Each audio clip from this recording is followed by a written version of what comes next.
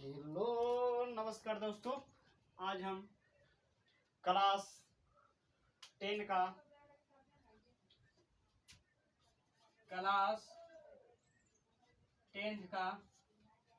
आपदा प्रबंधन लेके आ गए टॉप 15 क्वेश्चन।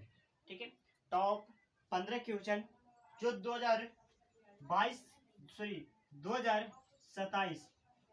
2027 के लिए MBBI क्वेश्चन है। ठीक है, 2027 के लिए MBBI क्वेश्चन है। माय यूट्यूब चैनल रोजगार विद श्रीकांत सर। ठीक है, जिसमें सब पहले शुरू करते हैं कि आपदा। ठीक है, एक हमारे मान लिया जाए कि आपदा दो प्रकार का होता है। एक होता है मानवीय, एक होता है प्राकृतिक। ठीक है, एक होता है मानवीय और दूसरा होता है प्राकृतिक। ठीक है, तो वही बताया जा रहा है कि सबसे पहले हम बात करते हैं कि आपदा प्रबंधन कितने प्रकार का होता है। ठीक है, तो आपदा प्रबंधन होता है दो प्रकार के। कितने प्रकार का होता है? दो प्रकार के। एक बार 180 बार पूछा हुआ है। ठीक है, एक बार नहीं 180 बार पूछा हुआ है ये सब क्वेश्चन। अब बोलता है दूसरा ऑब्जेक्टिव क्वेश्चन, प्राकृतिक वैसा आपदा जो प्रकृति के द्वारा घटित हो। ठीक है, वैसा जो मानव के द्वारा नहीं, जो प्रकृति के द्वारा घटना घट जाए, जैसे भूकंप हो गया, बाढ़ आ गया, सुखाड़ आ गया, सब जितना है आंधी तूफान जितना है बाबू जो हमारा प्रकृति के अंतर्गत आता है। ठीक है, तो उसी को हम लोग कहते हैं प्राकृतिक घटना। ठीक है, यानी प्राकृतिक आपदा कहते हैं। कहता है वैसा आपदा जो मानव के द्वारा घटित हो। ठीक है, वैसा आपदा जो मानव के द्वारा घटित हो उसी को हम लोग कहते हैं क्या? मानव कृत या मानवीय आपदा। मानव कृत आपदा या मानवीय आपदा दोनों के एक ही नाम कहा जाता है। ठीक है, अगले 14 क्वेश्चन, सुखाड़ किस प्रकार का आपदा है? ठीक है, सुखाड़ हम अभी बताए वो कि सुखाड़ होता है सिर्फ प्राकृतिक आपदा है। ठीक है, सुखाड़ कैसा आपदा है? प्राकृतिक आपदा है।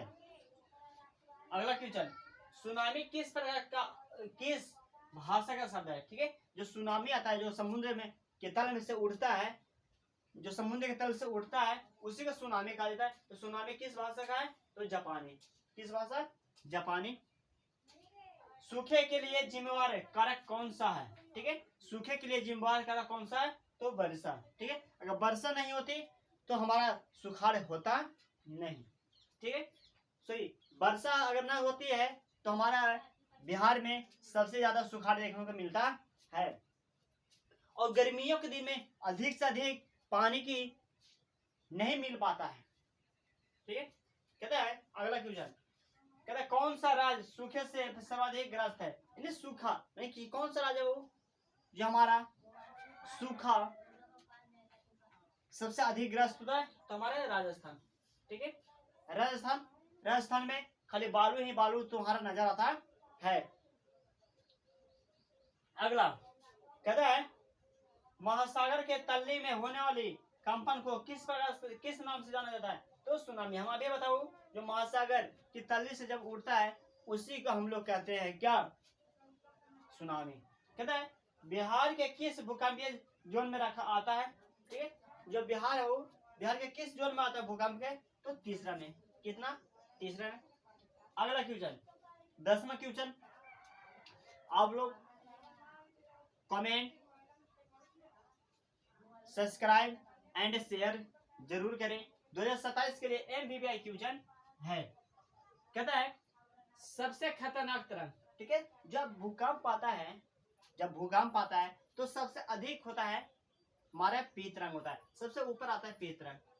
ठीक है, अगर सामान्य संचार व्यवस्था से बाधित होने का मुख्य कारण है तो केबल तार का टूट जाना। ठीक है, केबल का टूट जाना यानी केबल तार का टूट जाना से हमारा क्या होता है? सामान्य संचार या टीवी समझता है नहीं चल पाता है। अगला सूखे की स्थिति को किस प्रकार आती है? ठीक है, जो सूखा आता है से किस प्रकार आता है? तो धीरे धीरे आता है। जो सुखाड़ आता है सो धीरे धीरे आता है, एक बैंक के नहीं आता है। कहते हैं किस नदी को बिहार का शोक कहा जाता है? हमारा कोसी। 1,01,80 बार पूछा हुआ है क्वेश्चन। 1,01,80 बार क्वेश्चन पूछा हुआ। कौन सा?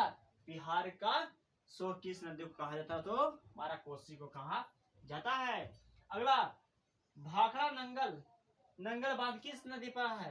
तो नर्मदा। जो भाखड़ा नंगल परियोजना हो सो किस नदी पर है? तो हमारा नर्मदा। अगला कहता है भारत को किस तरह भूकंपीय क्षेत्र में आता है? तो 5। कितने क्षेत्र में आता है? तो 5।